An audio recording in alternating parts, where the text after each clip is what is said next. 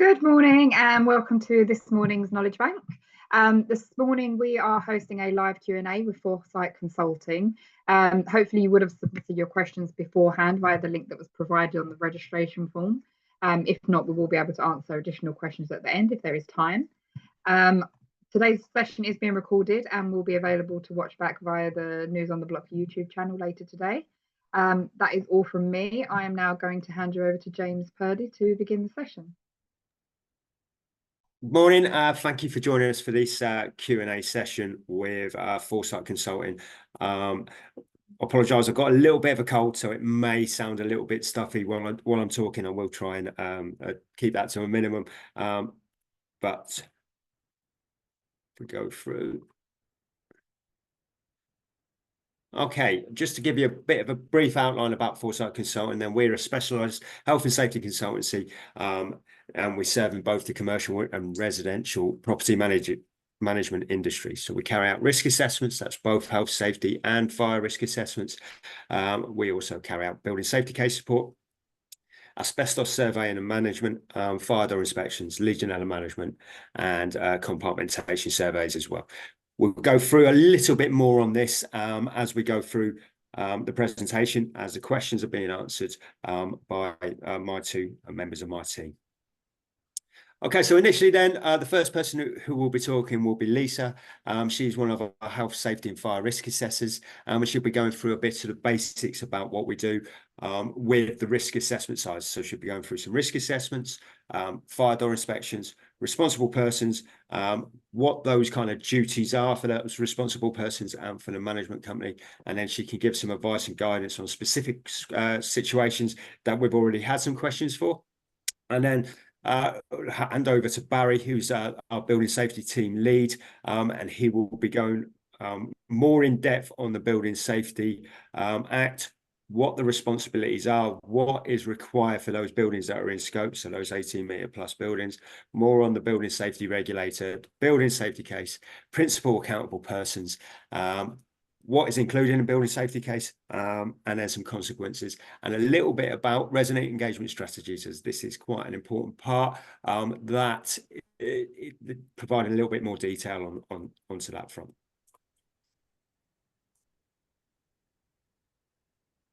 Okay, there will be a written version of the Q&A up on our blog page on Foresight Live after this has been done. And also, if there are any additional questions within the chat that haven't been covered, because we are limited on time, so it is limited to that hour, we will endeavour to answer those, and we can put those out onto the blog as well, just to make sure that everyone gets dealt with. Any kind of queries they've got, we can cover that. Okay, so the first question then is for Lisa, and that is, why do we carry out risk assessments? Thanks, James. Okay, so, obviously the basic question, why do we carry them out? What is the purpose of them? So the main purpose of a risk assessment is to identify the fire risks and hazards within a property. That also then allows for the identifying the hazards and evaluating the risks to the people, the property, the assets and their environment. It does help determine whether existing fire precautions that they already have in place are adequate enough, or whether there needs to be extra measures put in place to ensure the safety of the residents and the building as a whole. As the responsible person, you do need to regularly review and keep a written record of any assessments. The process does involve identifying the hazards, the risks, preparing an emergency plan. And in order for us to carry out the assessments, it is important that we know all the current legislation and keep up to date with any changes to the documentation that we refer to, such as the Fire Safety Order or the British Standard Guidelines. These are obviously very important when it comes to people knowing, who live at a property, people knowing what they need to do in the event of an emergency. And that is why it is really important they are kept up to date and they are acted upon with any advice that is given on any assessments. Just to provide a little bit more background onto that as well, is we also there is a legal responsibility to carry out the risk assessments on the residential blocks. It's generally in the communal areas. However, the Regulatory Reform Fire Safety Order and the management of health and safety at work regulations both require risk assessments to be carried out. The legislation changed on the fire safety through the fire safety. It required even companies with fewer employees have to carry it out. So that's the requirement onto the fire side. There is still that in place on the health and safety at work legislation. However, it is important that even if there are fewer employees or there are few to no employees, a risk assessment still should be carried out. It's just that it does not need to be written down. However, without writing it down, you cannot evidence what you have done.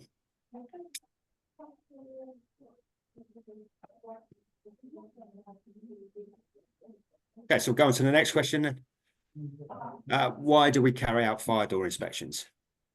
So fire door inspections are crucial for maintaining fire safety in buildings. There are numerous videos available online that will show the effects of having the correct fire doors installed on a building as opposed to not having them. So they do help maintain compartmentation within a building, limiting the fire's impact on the other areas of the communal areas, and also flat entry doors, obviously, when they are fire rated and they have everything they are required, then that also limits the risk to the other residents as well as. We do get asked a lot why they need to have their door checked so often when they feel nothing has changed on their door.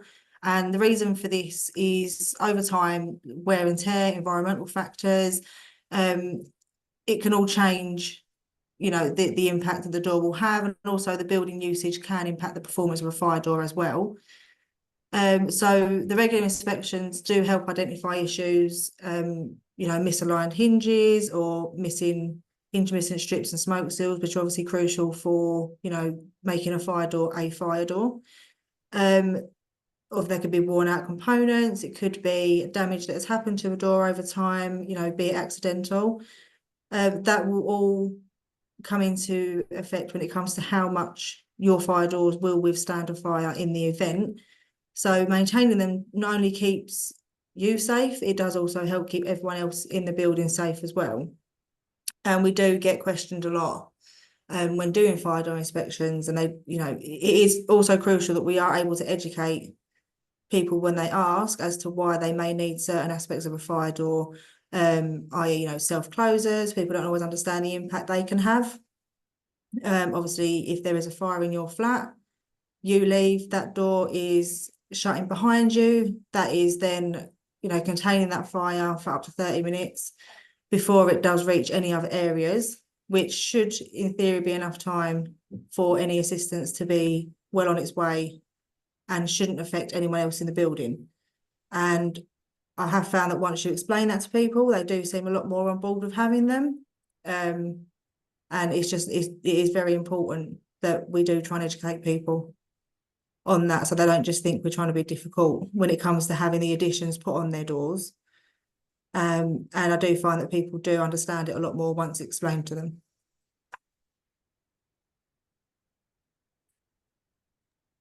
We also get quite a lot of questions when buildings aren't in scope. So when the Fire Safety Act, when the Fire Safety England regulations came out, and it talks about buildings over 11 metres requiring those annual residential door inspections and the quarterly communal fire door inspections, there is still a little bit of confusion regarding what should be done on buildings underneath that height, so buildings up to 11 metres. Now, the Fire Safety England regulations did not discharge the duties of the fire safety order, and the fire safety order requires that any installation that is within the building is for fire safety is maintained effectively.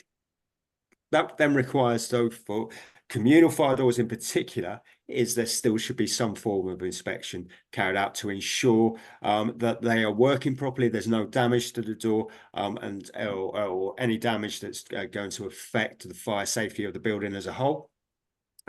So this does not necessarily need a professional to go and do it, but as part of property inspections, is to ensure that those fire doors that are installed there, so on any kind of service cupboards, riser cupboards, any communal cross corridor or stairwell doors, all right, they are still working as they should be, and there's still no damage to those. With the residence entry door, once again, that information should be passed to the residents on buildings of all height to ensure that they're carrying out those doors or keeping their resident entry doors to the sufficient standard. That does not necessarily mean that a new door needs to be installed. However, if it is a suitable notional fire door, so it's generally 44mm thick and of solid timber construction, it can be upgraded with the necessary parts, so things like intumescent strips, cold smoke seals, suitable self-closure. Now, self-closures are required for residence entry doors and for any kind of cross corridor or stairwell doors to ensure that they shut behind the person if they are escaping or evacuating. Regarding service cupboards, riser cupboards, those do not require a self-closer, but they do need to be lockable to ensure that they are kept shut. Okay, so next question then. What do the responsible persons, RPs, need to do now? So any responsible persons for a building do need to ensure they are keeping up to date on any maintenance and servicing of any communal systems that are in place. So for your fire alarm systems, for any sort of smoke vent systems, anything that is within the communal areas does fall under the responsible person to ensure they are maintained as stated in regulations. They do also need to carry out property inspections as well, and that is to ensure that, you know, things are kept as they should be, that there's no damage to the property that needs to be immediately, you know, rectified. And it does also mean that they need to be liaising with the tenants as well for anything that they may need to know. So emergency plans, any planned property maintenance, that will all fall under the scope of the responsible person. There is obviously more to it, but that they are the main things that will fall under them. So, you know, like your fire risk assessments, your fire door inspections, all of that will fall under them to get a competent person in to do those checks and to keep record of those.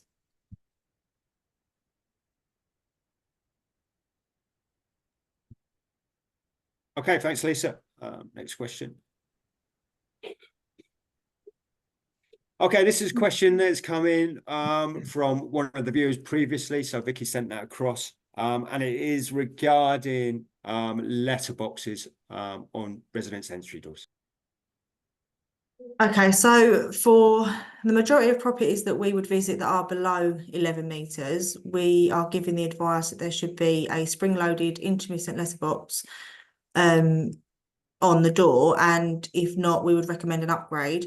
It is only an advisory, and we can't insist on the older doors having new ones. So I think, as James said, if you've got a notional door, there are some things that we can only advise on to bring up to current standards. But that would depend on the date of installation for that door and if it was up to standard at the time of installation. The building regs at the time is not retrospective, and if it is made of solid metal with a good backplate, then they could just add an intermittent strip, and that does give it the added protection, which would pass on an inspection if it was done correctly.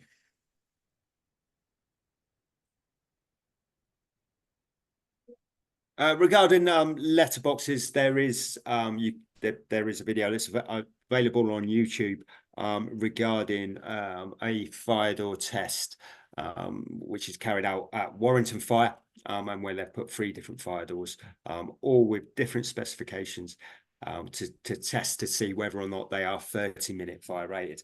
Now, there is one of the doors does have a letterbox that is a non-protected letterbox, and it lasts less than 10 minutes in the event of a fire right behind the door. So it is important that letterboxes are made as fire safe as possible. It's a fairly simple remediation for the door to actually install a new one, and on the picture shown there that there is no kind of spring, there's no intrumescent seal on there, so that should be upgraded to ensure on that. So it then would ensure that the evacuation route, the escape route outside the door onto those communal areas is not compromised by fire and smoke. If it is an unsuitable letterbox, they do have a tendency, in the event of a fire, they can just pop out, and that's obviously going to then compromise the door completely and allowing smoke initially and then fire to spread to those communal areas.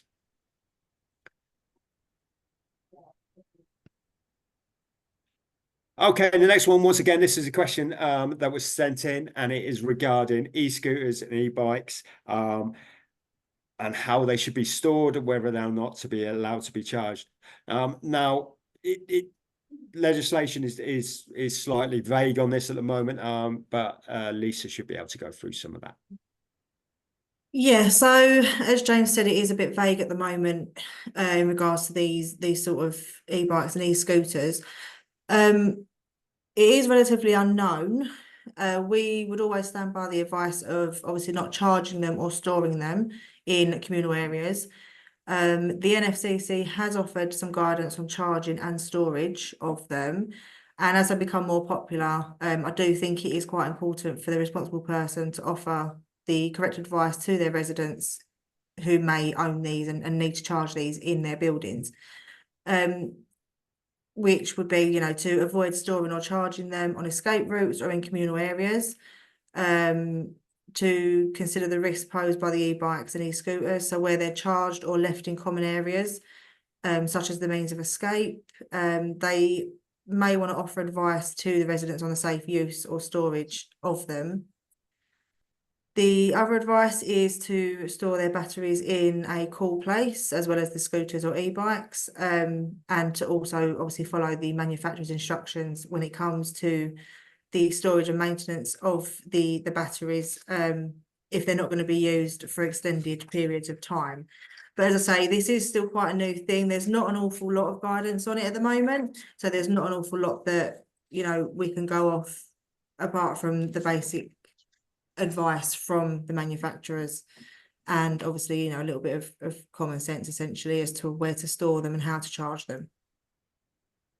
The most important thing on these is really that charging within those communal areas. That if anything is going to be charged on these with lithium-ion batteries, they should never be left alone while they're charging, which is a bit of advice for everyone on that state. Because of that risk of fire, they should also only ever be charged with the charging equipment that was supplied with the product in the first place. Using other charging equipment that may have been bought, this may not be tested to the actual equipment, and it may not be safe to use, which could result in a fire. But it's that vital. So within those communal areas is not to have these items charging on there. This could include e-scooters, e-bikes, but also goes down to things like mobility devices as well, because those are generally going to be charged with that. Now, there is slightly different rules once again with e-vehicles and how those charging points can be installed, particularly in the case where you have enclosed car parks. And if anyone needs any advice on that, they can get in touch with us and we can provide some advice on that. But it does generally require a risk assessment to be carried out on those specific risk assessment carried out on those charging points before they are installed, to ensure that there are suitable fire safety measures in place for them to be put in.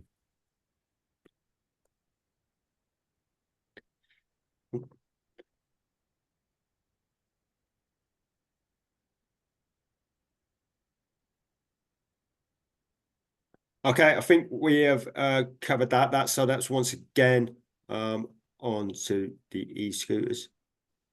Okay, another question now. This is regarding suppression systems within flats. Yeah, so this was a little bit of a grey area in regards to who's responsible for the the actual systems inside a flat as opposed to the communal area. So like I said earlier, the responsible person is responsible for any communal maintenance of any systems. With sprinklers, it is the same kind of premise as any fire alarm testing. So when you're getting your fire alarm tested, you are also doing a percentage of the flats as well to ensure the system is fully working. So it does need to be tested in line with the British standards, and they do need testing annually. Now, if you've got a high-rise building, they are to be tested monthly, and that can be by a competent person, you know, property manager, and that is just to check for any corrosion or any damage to any of the sprinkler heads. With regards to the sprinkler heads inside a flat, the same would apply. So you would be looking to have them tested annually, and to have a percentage of the flats also tested in line. Obviously, with your best endeavours to get into a percentage of the flats to test them. So that would still partially fall under the responsible person for the building, because without having the percentage tested, you cannot ensure that they are going to be fully functional in the event that they are needed.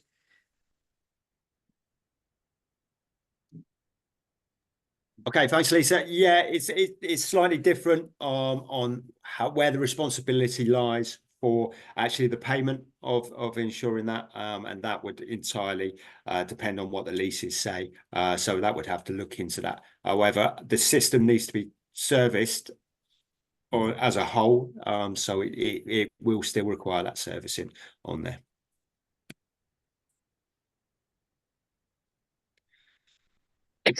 Excuse me. Before we start onto the building safety, we do have a couple of questions that have come from the audience, all right, which we'll be able to answer on this. So,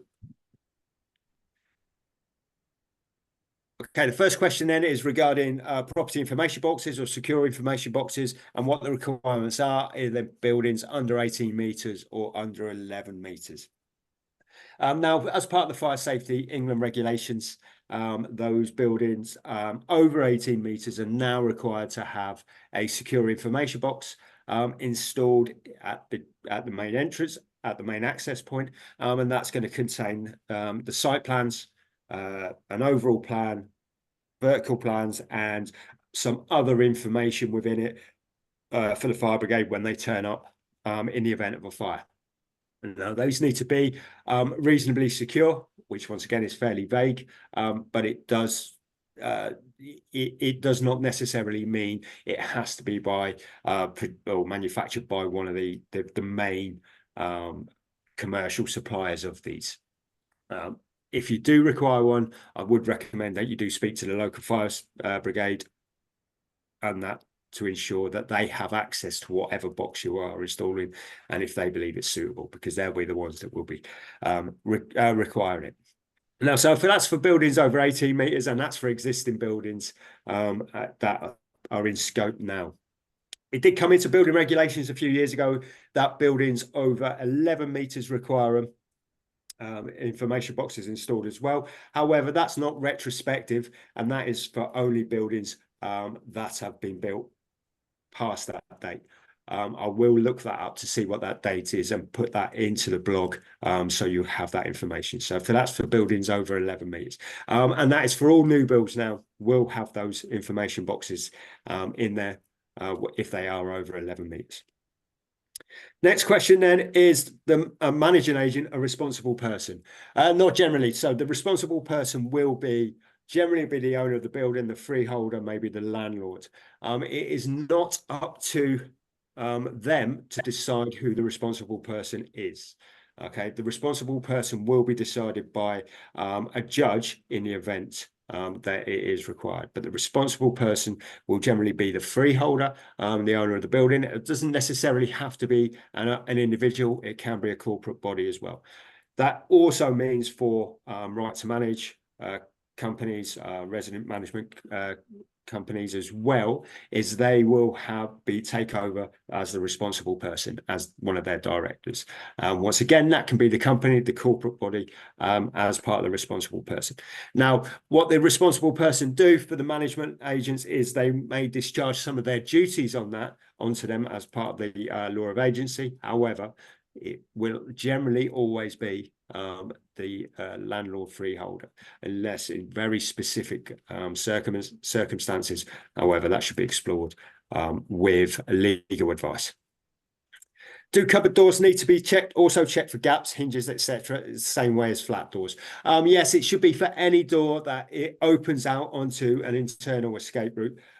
Still requires to be an FD30, so an FD30 30-minute fire rated door with smoke protection as well. All right, so it does require less than 4mm gaps around the outside, on the edges and the top. Underneath, legislation now says that should be as small as possible, okay, because of the way smoke operates. Also, so you can allow the door to open. British standards says it's less than 4mm, but that may mean the door cannot open properly. But it should be checked as part of that. And then final question on that front at the moment is, how do you deal with persistent offenders leaving personal belongings in common parts, shoes, bikes, furniture, etc.? So that's difficult for the managing agent. How it is, how you manage the communal parts. Now, there is two methods that are recommended. So the first one is that it's zero tolerance, and that does not allow any items to be stored in the communal areas at all. That's easier to manage because you're not allowing anything out there. The other way is a managed scheme, and that will allow people to put certain items out within those communal areas. However, it needs to be managed effectively, and there needs to be limits. Okay, so the reason why you don't want to have a free-for-all in there is because it can partially block the escape route for people evacuating, but also for the fire and rescue services coming in to fight the fire. And it will also increase the fire load within those communal areas. Generally, they are kept fairly sterile, and there won't be anything within those communal areas that's either going to start a fire or is going to assist a fire or fuel a fire as they're going through. Now, however, it is places where people live. So that managed scheme does allow people to put certain bits of furniture, pictures up on the wall, as long as they're framed and secured. There may be at dead end corridors, you can put plants in there. However, as I said, that needs to be managed. How you deal with people leaving items on there is entirely up to the management company. It would depend on what legally you're allowed to do. It's a difficult one that we'll try to go through. Can put a little bit more information once again in the blog to kind of give a little bit of context on that. Then sorry, RTMs, who's the responsible person? Okay, that may be once again the freeholder or the RTM. If the RTM have taken over that freehold from there when they're with the right to manage, okay, they will be the responsible person. If there is still a freeholder in there, but they're managing the property, it once again, maybe the original freeholder, it might be the RTM company. As I said, those cannot be decided by an individual. So the RTM company nor the freeholder can decide that they are not the responsible person if they are.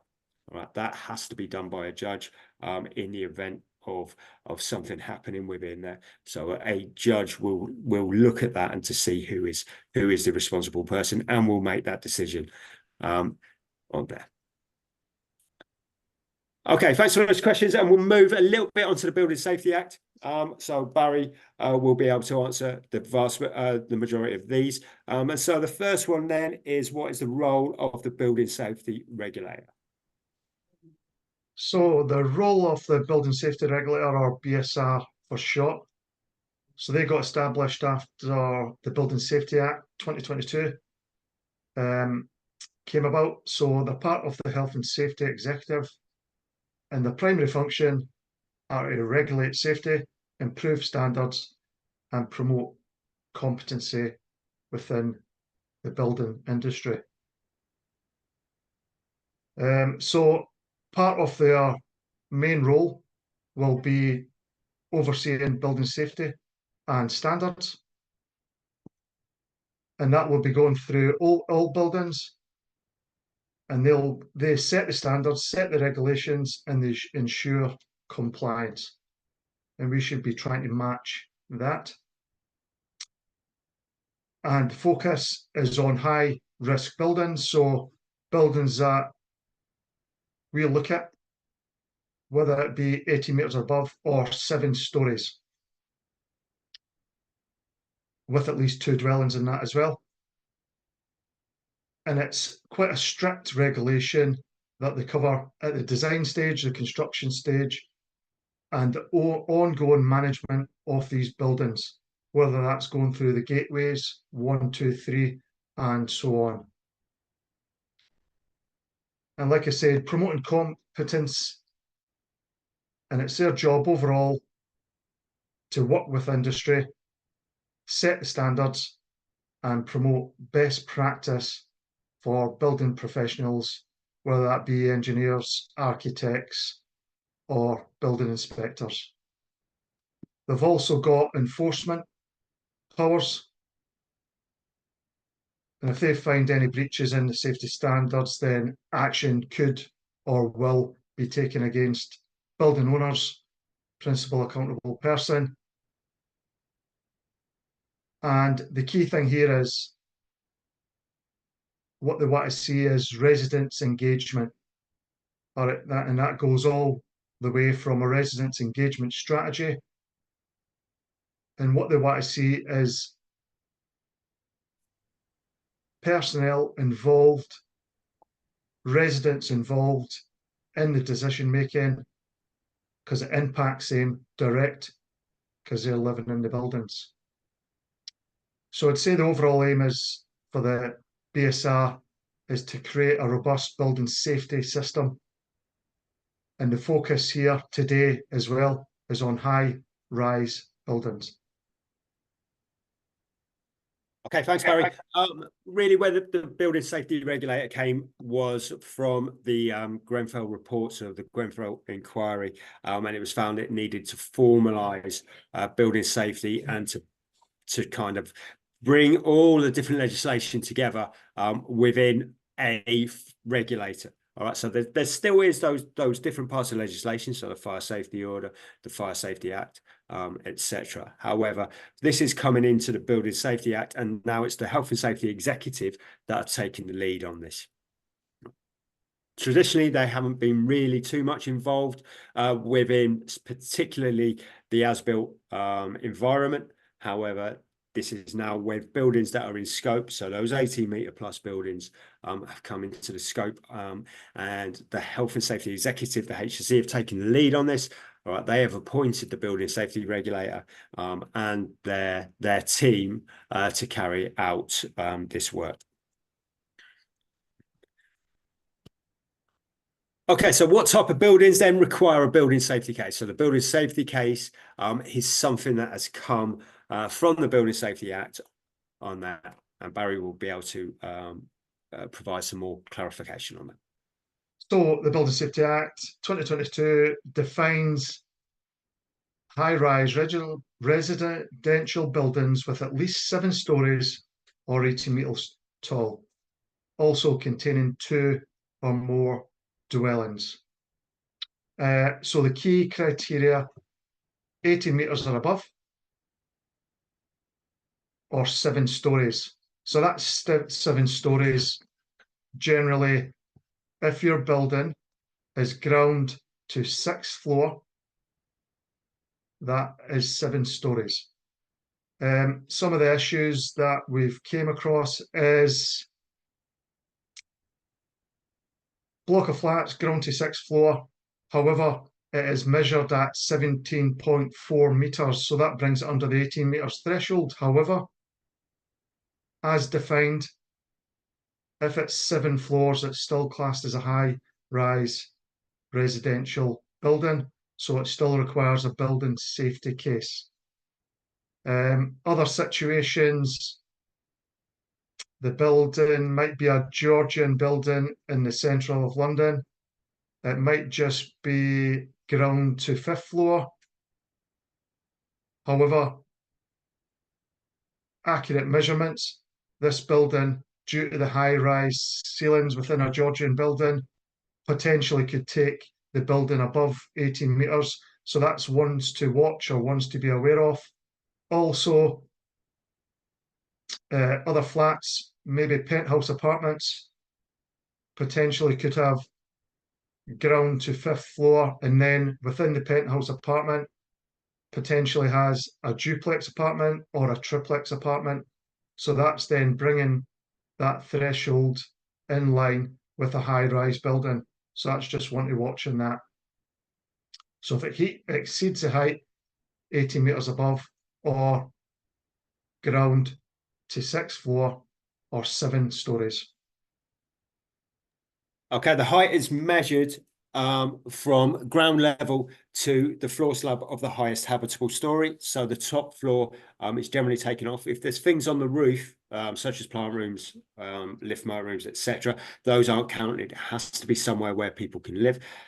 Where you have another issue is if there is a lower ground floor and the ceiling of that lower ground floor is above the ground level, that will be counted as another floor, and that needs to be taken into account.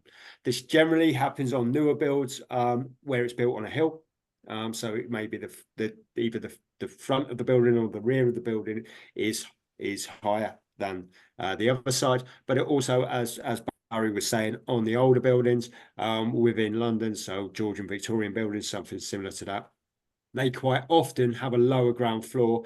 However, if you look at it, so you can see from the outside that lower ground floor is above the ground level, the ceiling of that. So that should be taken into account. And there will be quite a lot of buildings within, particularly in London, but in all of our cities that do fall into this scope for that. Okay, next question then. What is the purpose of a building safety case?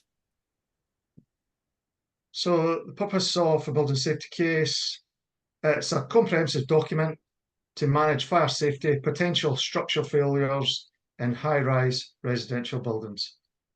It also demonstrates safety measures, and the key thing is a location for the golden thread of information.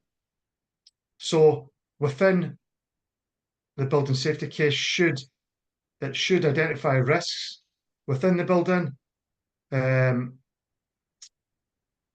it should also have any weaknesses and hazards that could lead to any fire and structural problems. So if you've identified anything in there, that's going to be in there, and it's going to demonstrate you as a principal accountable person, you demonstrating safety measures, what you've put in place to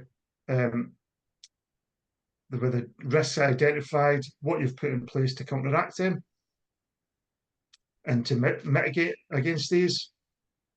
This also could include fire safety systems, any building materials, any structural design features, and your maintenance plans going forward. So you're demonstrating overall safety. It also provides a clear argument and supported by evidence as well. So again, the golden thread of information that the building has been designed, constructed, and is being managed in a way that minimises the risk of fire and any structural failings if the building has any. And it shows the building safety regulator that it's ongoing management and it's a continuing process for you for monitoring and managing the building safely. And and it's the purpose of it is for the whole lifespan of the building. So that golden thread information, one location for it all moving forward. Okay, just a little bit of clarification on there, because there is some different roles and responsibilities within the building safety regime that haven't been mentioned before. So when we're talking about the fire safety order, really we're talking about the responsible person. And that is, as we said previously, is generally going to be the freeholder or someone similar. Now, with the building safety regime, they've changed the terminology on that because it may be a different person. Okay, and where they're talking about is the accountable persons and the principal accountable persons. If there are more than one person, company with responsibility within that building, there may be more than one accountable person. However, there is always going to be a principal accountable person, and that principal accountable person will generally be the person who has responsibility for the majority of the building. Because again, that may not necessarily be decided by themselves. That may go forward to the health and safety executive and the courts to decide if there is dispute on that. But generally it will be the person who has the most responsibility within that. So they own the largest amount of that building, or they are responsible for that. So that will, once again, is in a lot of cases will be the same person who is the responsible person, or the same company who is the responsible person for a building under the fire safety order. However, this has just got a slightly different terminology, and it is their responsibility to ensure that the building safety case is done. Now, the building safety case requires a building safety case report, and the building safety case report is the story of how the building is managed safely. The building safety case will generally be all of that evidence to show that that accountable person is managing that building safely and responsibly. Okay, so that's slightly different terminology within this regime. So who is responsible for creating and maintaining the building safety case? Barry? So what James was alluding to there as well. So the principal accountable person, or the PAP for short, is responsible for a building safety case. And that could be either the building owner or an individual. All right, just depending on the individual circumstances of the building. So whether it be the most common one, which is generally an organisation, it could be the Common Hold Association, it could be, like I said, an individual.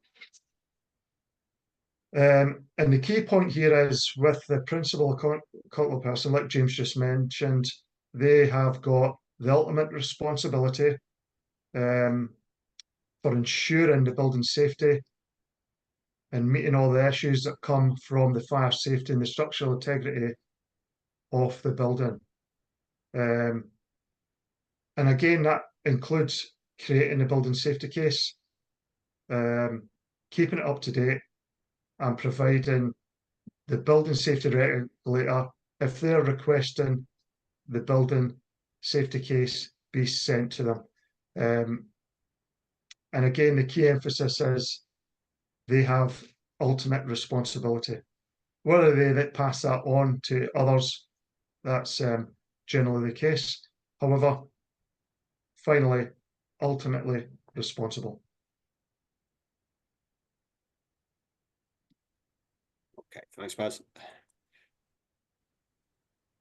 Where can I find more information on preparing a building safety case report? So as I said, the building safety case is the accumulation of all those documents and all of that evidence, which will show and evidence to the regulator that the building is being managed correctly. So that includes risk assessments, any kind of surveys that have been carried out. That might be structural surveys or external wall surveys or something similar, but also includes all of those service records, testing, inspection of all of the installations and the parts within that building. Okay, but if I pass on to Barry, where you can find more information on preparing that. So more information about preparing a building safety case, using Foresight Consulting as an example, we currently are preparing a number of building safety case reports on behalf of certain clients. So you can find out more information by ourselves. Please feel free to phone anytime and we'll provide as much information and as details as we can. However, there's also the Health and Safety Executive online, even the gov.uk online, where it's got a vast amount of information, a vast amount of guidance, different areas to look at, all the way from how to prepare a building safety case, all the way to areas to look for in a residents' engagement strategy. A vast amount of information is on there, readily available, and that's in the gov.uk website. And it is a good starting point there for information to look at, to gather as much information to prepare a building safety case report. Okay, thank you, Barry. And what are the consequences of not submitting a building safety case report when you've been called forward by the regulator? The consequences are, so due to the fact on the 1st of April 2024, the first tranche of building safety cases have been asked or been called forward to the building safety regulator. No information has came back, as I believe yet, to any of the principal accountable persons. However, in short, the BSR can take enforcement action against the principal accounting person if the report's not submitted. They can then give out fines and penalties, financial penalties that is, and they can take enforcement action against the building owner as well. Like I said, there's no set cases being highlighted yet, as far as I believe. So unsure if they've actually taken any enforcement action. However, if the building does not provide the building safety case, then they're not able to get a building assessment certificate from the BSR, or they're unlikely to issue one. And this will affect the building owner's ability to sell or lease individual units. They can also get taken legal action against them, whether against the principal accountable person. And then thinking about the overall reputational damage of that organisation for not following simple guidelines and simple instructions. And the key thing that I've missed out is one that we should all be looking for, is the resident safety. Has enforcement action getting taken? Has the principal accountable person failed to think about resident safety? So a proper building safety case report is a crucial part of the high-rise building. So submitting one or not submitting one potentially is putting residents at risk.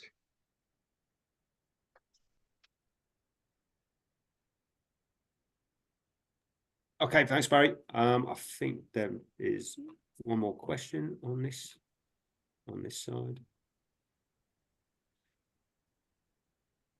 Okay, what specific information should a building safety case contain? I think we've covered the vast majority of that. So really, we're looking at how the building is being managed safely, and and what the service records, risk assessments, any kind of surveys, that is all built into the building safety case. The safety case report, as I said, is a document that will go through that story of how that building is being managed safely. All of this evidence should be then linkable to that. So when the regulator does call it forward to have a look through it, to ensure that it's in place, they can easily link to that evidence, and it brings it up so they can see, yeah, you've told me you're having the lift service on a 6-monthly basis. I can now see that's being done. All right, so that is the kind of information that's required. It's generally everything to do with it. Really, it's concentrated on fire safety and structural safety on that front. But as anything within that building has some sort of safety effect for those residents, all right, there is other items that should be, those items, any kind of part of that should be included within that. So your preventative property maintenance is vitally important. And then lastly, then on this side then is why does a high-rise building require a resident engagement strategy? Barry? So I would say 2 main reasons why an HRB requires a residents engagement strategy. First one being safety.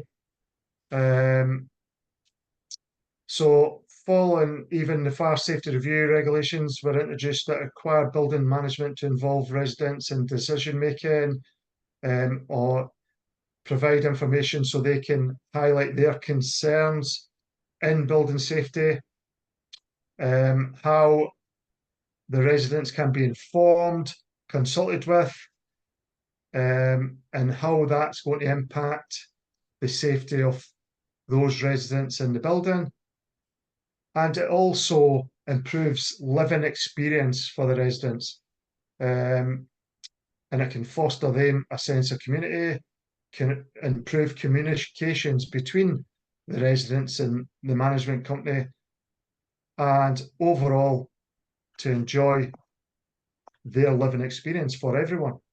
And again, if somebody feels involved, and if they can provide further details and further information on the building, they're the ones that live there, so they can get a full picture on how safe they feel, and they can pass that information on through the residents' engagement strategy. Okay, this once again fell from the Hackett report, and really it was saying that the residents within these high-rise buildings, within these in-scope buildings, it was to give them a voice, to ensure that they know how the building is being managed safely, but they also have some input into it as well.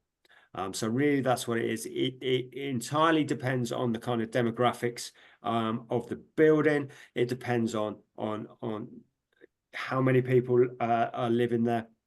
As I said, what those demographics are, to how in depth that strategy is, and what you are required to do. So it really is done with consultation of those residents, in order to be able to provide them the information they need. And there are various different ways you can do that via technology. It doesn't necessarily have to be providing them with letters all the time, providing going every week to a meeting. There are other ways via technology you can do it. However, there still should be some of that personal interaction with those residents to ensure that they feel that they're getting their voice out there. Okay, that I believe is the last question on there. However, we are open to have any questions now. I think we've got about 10 minutes, or up to 10 minutes, where if there's anything that you require clarification on, or anything at all that you want some more information on, I can go through, or we can go through as many as we can in the time available. As I said before, if there are any additional questions that come in, either to Vicky or onto the screen, we will go through it. We will provide the answers once again to Vicky, but also we can put them into our blog post as well. And if you do require any further clarification, there will be some contact details. So if you've got any questions now, if you can type it out into the chat or onto the question and answer, we can go through. I can't see if there's any there at the moment.